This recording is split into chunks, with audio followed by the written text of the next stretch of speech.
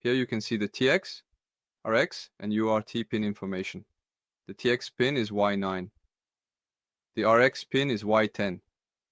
And we will connect this to the PC using a USB to TTL or UART to TTL converter. Following the pin map you just saw, let's first connect the ground. This black wire is the ground, and as you can see, it's TXD, RXD, GND. To start, you should take the black wire and connect it to the GND terminal, which is located at the top of the board. This step is crucial because it establishes the ground connection, which is necessary for the circuit to function properly. After ensuring the black wire is securely connected to the GND, move on to the next task. In this task, I have taken the TXD gray pin, which plays a significant role in this setup, and inserted it into the RX pin at the Y10 position. This connection is important as it facilitates the correct transmission of data between the components. Ensure that. Now next, carefully connect the white pin labeled RXD to the TX pin Y9 like this, and then securely plug this into the PC. Also, I will ensure that everything is connected correctly and securely.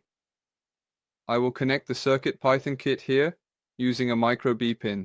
I opened the code last time. Now I will erase the code here and try entering the UART code. Import Odiden from Usio. Import UART. UART is UART. Ode. TX is Ode. RX. Then O rate is 9600. And as explained earlier, TX is Y and RX is Y10. Once UART is connected, what you are entering is characters, but it means that it will be converted and sent as bytes. So we will send hello, device my art, and then put in a loop, an infinite loop, to read data. UART, read about 64 bytes. This means it will not wait until 64 bytes are filled, but there is a timeout set. The default timeout is 1 second, so it will wait for up to 1 second to read 64 bytes. If less than 64 bytes or 0 bytes are read before the 1 second passes, it will just put it in the data. By the way, the timeout can be specified when initializing here, but if you use the default, it is 1 second.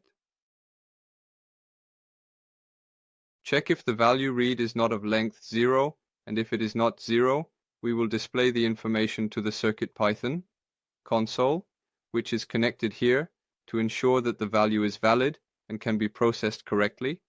Then, by utilizing the UART communication protocol, we will write the data to facilitate the data transmission process, which will be sent back as an echo to the PC we are communicating with, sending it back exactly the same to the original source.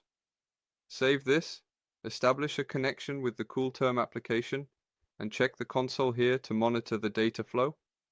I have opened CoolTerm, and in the configuration settings, this is our CircuitPython kit, and it is currently connected to the USB to UART TTL converter port to ensure proper setup.